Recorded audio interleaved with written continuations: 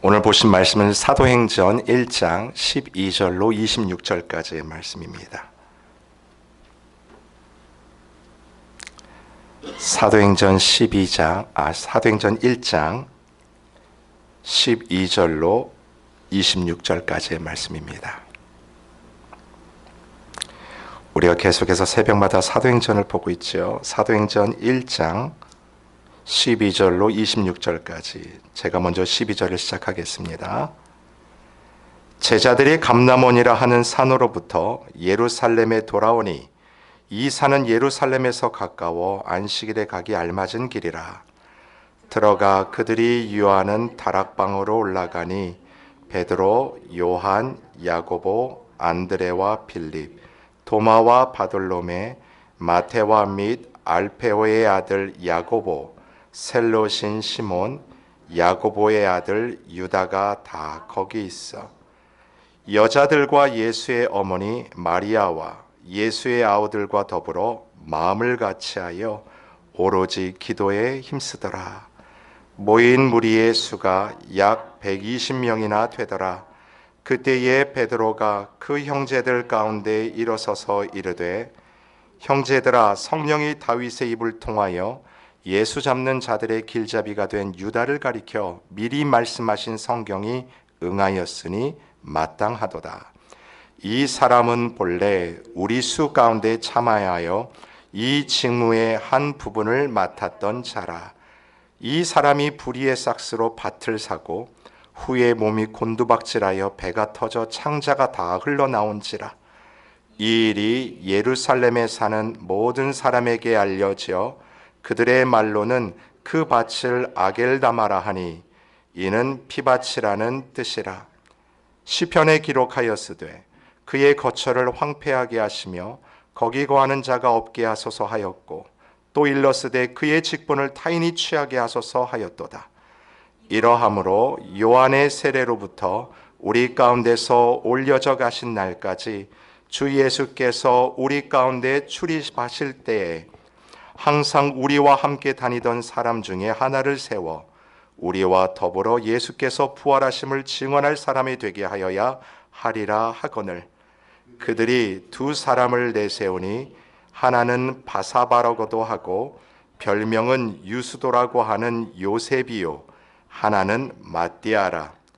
그들이 기도하여 이르되, 뭇 사람의 마음을 아시는 주여, 이 두 사람 중에 누가 주님께 택하신 바 되어 봉사와 및 사도의 직무를 대신할 자인지 보이시옵소서. 유다는 이 직무를 버리고 제 곳으로 갔나이다 하고 함께 읽겠습니다. 제비 뽑아 마띠아들을 얻으니 그가 11 사도의 수에 들어가니라. 아멘. 오늘은 수요일, 우리 세 번째 시작이죠. 오늘은 변화의 시작, 더불어 마음을 같이하여 라는 제목하에 이 말씀을 함께 상고하겠습니다. 여러분, 성령을 기다리면서 변화의 시작 가운데 자신들의 신앙의 모습들이 회복이 되고 하나둘씩 변화가 되는 것을 우리 초대교회 성도들의 역사를 통해 우리가 새벽마다 보고 있습니다. 그동안 그렇게 두려워 숨어 다녔던 제자들이요, 이제는 숨는 게 아니라 드러내기 시작했어요. 보니까 자기를 드러내는 게 아니라 부활하신 예수님의 증인의 삶을 살겠다고 돌아다니면서 이 예수 그리스도의 증인을 삶을 살겠습니다 고백합니다. 근데 이 능력의 힘을 덧입기 위해서 그들이 무엇을 했냐면 기도하는 거죠. 혼자 기도하는 게 아니라 함께 모여 성도들이 함께 무릎을 꿇고 기도를 시작합니다. 여러분, 놀라운 변화 아닙니까? 누가 하시는 일이겠습니까? 바로 전능하신 하나님께서 강권적으로 하시는 일이라 믿습니다. 내 힘으로 하면요, 작심삼일이에요. 근데 하나님께서 부어주시는 그 일들 가운데 여러분, 오늘 어떻게 이 새벽에 일어나셨어요? 그 젠틀하신 하나님께서 여러분을 깨우시는 거예요. 그리고 기도의 자리로 인도하시지요. 우리의 단잠을 깨워 오늘도 그 성령의 은혜 가운데 말씀 앞에 세우게 하신 그 하나님을 찬양합니다. 그래서요, 오늘도 저와 여러분 뿐만 아니라 우리 교회가 하나님 앞에 기도의 무릎이 살아있다면 그건 정말 우리와 영원히 함께 하시겠다 약속하신 그 하나님의 신실하심이 여전히 저와 여러분 가운데 붙들고 있음이 증거가 되는 증거라는 거지요. 실은 오늘 본문도 그 얘기를 하는 거예요. 성령을 기다리면서, 아니 폭포수와 같이 부어주실 그 은혜를 기다리는 성도들이 그 변화 가운데 내가 어떻게 하나님 앞에 변화된 삶으로 살 것인가. 우리 가정뿐만 아니라 내가 거하는 일터뿐만 아니라 내가 함께 모이는 이 공동체 교회 안에서도 어떠한 변화의 모습으로 주님 앞에 서서 나의 삶을 살아갈 것인가, 그것을 정확하게 보여주는 것이 오늘 본문입니다. 여러분 13절을 보시면 지금 그들이 어디에 모여 있다라고 말을 하고 있죠? 13절을 보세요. 초반절에 이렇게 돼 있죠. 들어가 그들이 유하는 어디예요? 다락방으로 올라가니. 자, 원문으로 보시면 이 다락방은 그냥 다락방이 아니에요. 앞에 정관사 더가 붙습니다. 그래서 그 다락방이 되는 거예요. 여러분 그때 당시 다락방이 얼마나 많았을까요? 그런데 제자들뿐만 아니라 사람들에게 자, 우리가 거기서 모이자. 그 다락방. 그러면 아하 하고 다 알만한 다락방, 더 다락방이에요. 그 다락방.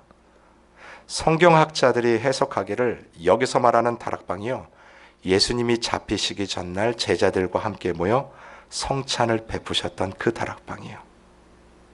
예수님께서 허리에 띠를 딱 띄우시고 제자들의 발을 하나 둘 씻겨주시면서 그들과 함께 식사의 교제를 하셨던 바로 그 다락방입니다. 여러분 그 다락방에서 예수님이 제자들에게 무슨 약속을 주셨냐면 보혜사 성령을 주시겠다 약속하셨던 그 다락방이에요. 여러분 보세요. 제자들이 드디어 예수님이 하셨던 그 말씀들을 기억해내기 시작했다라는 거지요. 기억할 뿐만 아니라 그 말씀을 의지하는 모습들이 오늘 변화된 제자들의 모습 속에서 보이지 않습니까? 사랑하는 성도 여러분, 2026년도도 저와 여러분 이러한 신앙생활 하기를 간절히 원합니다. 여러분의 삶 구석구석마다 하나님이 이미 여러분에게 주셨던 그 말씀들이 기억나기를 원해요. 여러분이 행하는 그 발걸음마다 무엇이 근거가 되기를 원하면 여러분에게 주셨던 그 하나님의 약속의 말씀들이 여러분의 삶을 변화시킬 뿐만 아니라 참 힘든 상황 속에서도 그 말씀을 의지하여 담대히 걸어나갈 수 있는 여러분의 새해가 될 수 있기를 주님의 이름으로 축원을 드립니다. 여러분 여기서 우리가 한 가지 그러면서 주목할 사실이 있어요. 자, 그 다락방에 지금 누가 모여 있는지를 여러분이 꼭 주목하셔서 봐야 됩니다. 여러분 15절을 보니까 몇 명이 그 다락방에 지금 모여 있어요? 그렇죠. 120명이에요. 생각해 보면 적은 수가 아니에요. 그리고 보면 그 다락방이 꽤 컸던 것 같아요. 120명이 거기에 꽉 차가지고 막 기도를 하고 있어요. 근데 여러분 오늘 이 사도행전을 기록하고 있는 이 역사학자였던 누가가 이 사람들을 일일이 다 기록을 했던 것 같아요. 여기에 그 이름들을 다 기록해 놓지 않았지만 그때 누가 모였고 몇 명이 모였는지를 참 자세히 기록해 놓았습니다. 왜 그럴까요? 여러분 그 모였던 120명의 사람들의 면면을 봤더니 13절에 보니까 예수님의 제자들이 나오죠. 제가 숫자를 세봤어요. 몇 명이냐면 11명이에요. 왜 11명이냐면 가룟 유다는 자살을 하지 않았습니까? 죽었어요. 그래서 제자들이 11명이 모였고 14절을 보시면 또 누가 모였냐면 여자들이에요. 아마도 이 여자들이 누굴까 싶을 때 그 예수님의 부활을 제일 먼저 목격했던 막달라 마리아를 비롯해서 그 예수님 찾아보겠다고 나섰던 그 여인들이 아니었을까 싶어요. 또 어떤 사람들이 거기 모였냐면 예수님의 어머니 마리아가 있었고 그리고 예수님의 아우들도 거기 있다고 이 누가가 아주 자세하게 기록하고 있습니다. 여러분 성경에 보시면 예수님의 아우는 한 4명 정도가 나와요. 요셉, 시몬, 유다 그리고 야고보입니다. 지금 13절과 14절에 보면 그들의 이름만이 나와 있잖아요. 한번 여러분 상상해 보세요. 또 누가 그 120명 중에 들어가 있었을까? 저는 가끔씩 말씀을 묵상하면 이런 생각하거든요. 상상을 하는데 만약 내가 영화 감독이었다면 만약 이 장면을 영화로 만든다면 120명을 거기다 채워 넣어야 될 텐데 도대체 누가 그 120명 중에 들어갔을까? 그리고 성경을 쭉 읽어보면서 예수님 만났던 사람들을 한번 기억할 것 같아요. 그래서 한번 상상해 봤어요. 누가 그 120명 중에 있었을까?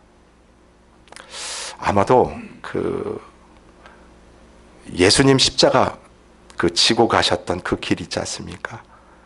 거기서 그 예수님 십자가 구경했던 사람이 하나 있어요. 자기는 원치 않았지만 이 로마 군사가 억지로 잡아서 예수님 십자가 끌게 했던 사람 누굽니까? 구레네 사람 시몬도 거기 있지 않았을까? 이상한 게 아니에요. 여러분, 구레네 사람 시몬이라는 것은 흑인이라는 것입니다. 아프리카 사람이에요.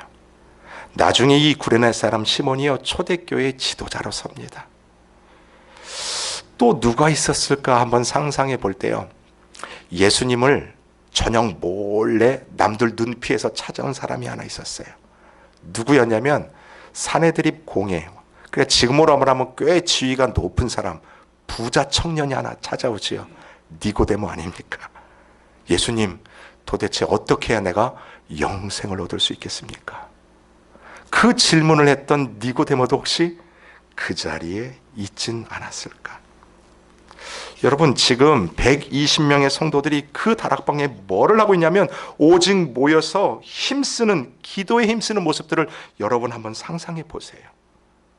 그런데 이 말씀을 묵상하는데요, 정말 이 말씀에서 툭 튀어나오자 나오는 성경의 표현들이 있어요. 오늘 여러분하고 그것을 좀 나누기를 원하는데 14절을 한번 다시 보실까요? 함께 읽겠습니다. 시작. 여자들과 예수의 어머니 마리아와 예수의 아우들과 더불어 마음을 같이하여 오로지 기도에 힘쓰더라. 혹시 여러분들이 필기도구가 있으면 거기다 밑줄 한번 그어보세요. 더불어 마음을 같이하여. 더불어 마음을 같이하여. 120명의 성도들이 지금 어떻게 기도에 힘쓰고 있냐면 더불어 마음을 같이하는 모습. 이 표현이요, 왜 이 말씀을 묵상하는데 이렇게 마음을 때리는지를 모르겠어요. 왜냐하면 아무리 말씀을 보면서 생각을 해봐도 지금 다락방에 모여있는 이 120명 몇 면을 살펴보면 도저히 더불어 마음을 같이 할 수 없는 자들입니다. 정말 마음을 모이기에 너무나 쉽지 않은 것을 알 수 있어요. 그래서 역사학사였던 이 누가가 일부러 그들의 이름을 여기다 다 열거했다라고 생각이 들어요. 여러분, 제자들만 한번 보세요. 12명 중에 지금 한 명이 빠졌어요. 왜 빠졌어요? 예수님을 배반해서 빠지지 않았습니까? 자살을 했는데 어떻게 죽었냐면 창자가 터져 죽었어요. 그렇게 끈끈하게 맺었던 그 공동체에서요, 한 사람이 떨어져 나갈 때 여러분, 그 떨어져 나감에 결손된 허전함이 얼마나 큰지 우리가 경험하지 않습니까? 지금 11명이 모였는데 그 결손된 마음들, 허전함들이 거기에 있는 거예요. 충분히 서로에게 책임을 물을 수 있는 상황이라는 것입니다. 여러분, 예수님이 돌아가셨을 때요, 다 제자들 도망가고 누구 하나 남았다고 말씀드렸어요. 요한이 거기 남았어요. 그래서 예수님이 돌아가시기 전에 당신의 어머니를 누구한테 맡기냐면 요한한테 맡기지 않습니까? 제자들이 보면서 그러지 않았을까요? 야, 네가 제일 먼저 도망가더라. 네가 제일 먼저 사라지더라. 수제자라고 하더니 너 보니까 3번이나 예수를 저주하더라. 요한과 야고보는 어땠을까요? 주님의 나라 임하게 하시면 하나는 왼편에 하나는 오른편에 라고 말하면서 어머니까지 대동해요. 그래가지고 당신만은 내 편이 되달라고. 여러분, 그 안에서 정치를 하고 있어요. 아니, 11명만 모여도 이렇습니다. 그 자들이 서로 다시 모였는데 보니까 울그락불그락 하는 그 마음들이 그들 속에 왜 없겠습니까? 자, 그런데 그 자리에 또 누가 있었냐면 예수님의 가족들, 동생들이 있었다고 얘기하지 않습니까? 여러분, 성경을 보시면요, 예수님의 동생들은 예수님을 메시아로 전혀 믿지 않았어요. 우리 한국 사람들만큼이나 장남의 역할을 중요시하던 나라가 바로 유대 아닙니까? 이 장남의 역할이 참 중요해요. 그런데 예수님의 이 동생들이 보니까 예수님이요, 부모님도 돕는 것도 아니고 맨날 보니까 집에는 없어요. 죄인이라고 하는 세리들하고 돌아다니고 죄인들하고 교제하고 그들하고 지금 먹고 그들하고 지내는 모습들, 그리고 따라다니는 제자들, 사람들을 보니까 다 갈릴리 사람 어부라는 거예요. 여러분, 동생들 입장에서 자기 형인 예수님은 고사하고 이 제자들이 반가울 리 있을까요? 전혀 없어요. 그 120명 중에 여인들이 있었다고 합니다. 여러분, 이 여인들의 과거가 어떤지 아시죠? 7 귀신 들렸던 자들이에요. 자신의 몸을 팔던 여인이에요. 내가 평소에 그렇게 손가락질했던 그 사람이 지금 어디에 있어요? 나와 함께 그 다락방에서 기도에 힘쓰고 있는데, 근데 어떻게 해요? 더불어 마음을 함께하여 기도하고 있다는 거죠. 흑인들이 거기 안에 있었고 고위 관리들이 거기 안에 있었고, 여러분 따지면요, 120개의 여러 가지 이유가 있고 함께 하지 못할 이유가 120가지나 되는 자리가 바로 그 자리라는 거예요. 도저히 설킬 수 없는 사람들이 함께 모였다 그래서 이 누가가 사도행전을 써내려가며 역사학자의 눈으로 어떤 사람들이 모였는지를 지금 너무나 자세히 기록하고 있지 않습니까? 사랑하는 성도 여러분, 그래서요, 이렇게 권면을 드립니다. 더불어 마음을 같이 하는 일에 우리 온 성도들이 무슨 일을 하든지 최선을 다하는 새해가 되시기를 바랍니다.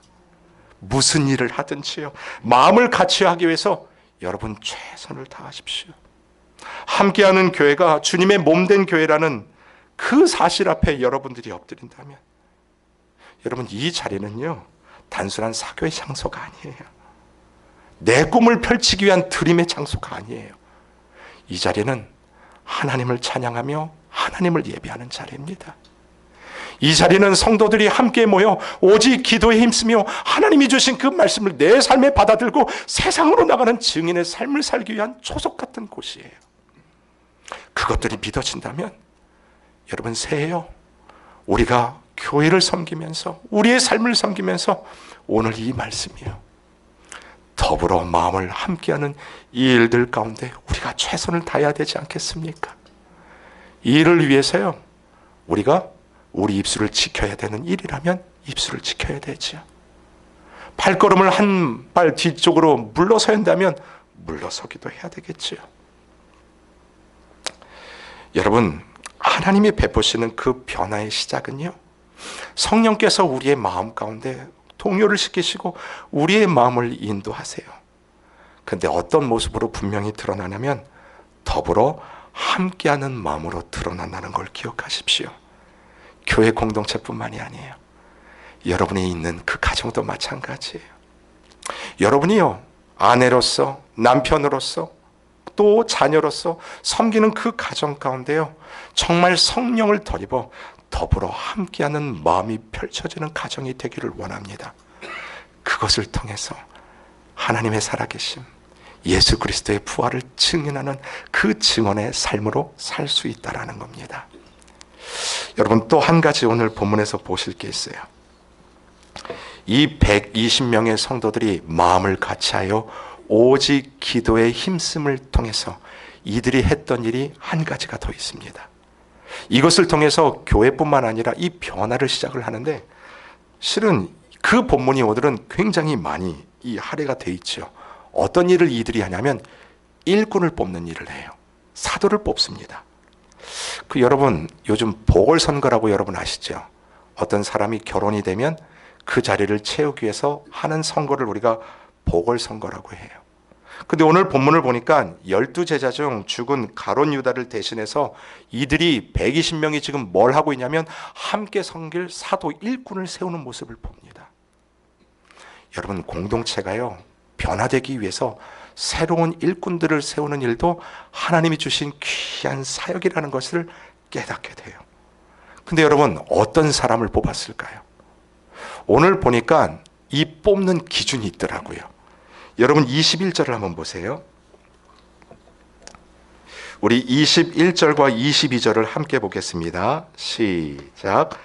이러함으로 요한의 세례로부터 우리 가운데서 올려져 가신 날까지 주 예수께서 우리 가운데 출입하실 때에 항상 우리와 함께 다니던 사람 중에 하나를 세워 우리와 더불어 예수께서 부활하심을 증언할 사람이 되게 하여야 하리라 하거늘. 자, 당시에 베드로가 일어났어요. 그리고 시편을 이야기를 하면서 우리가 가룟 유다 대신 한 명의 사도를 더 세웁시다.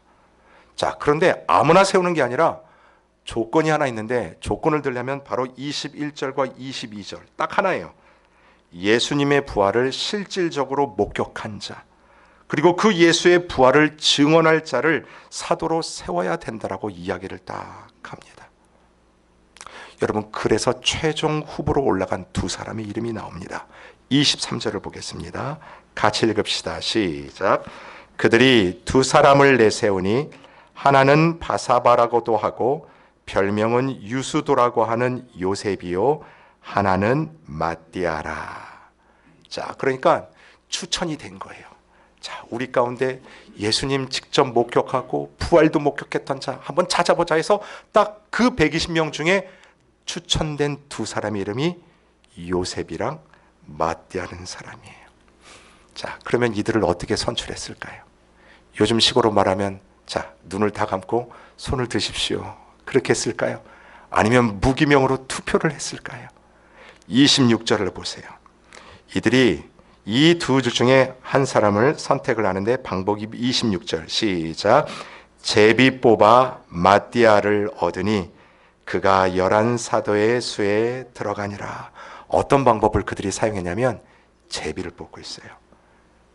야, 결정하기 힘드니까 둘 중에 누가 돼도 좋으니까 그냥 제비 뽑자. 그래서 뽑힌 중에 한 사람 뽑자가 아니라는 겁니다. 여러분, 구약에서부터 신약에 이르기까지 어떤 결정 앞에서 이스라엘 백성들이 제비를 뽑았다는 뜻은 누가 하시라는 얘기예요? 하나님께서 뽑아주십시오. 그 이야기가 25절에 그대로 나오잖아요.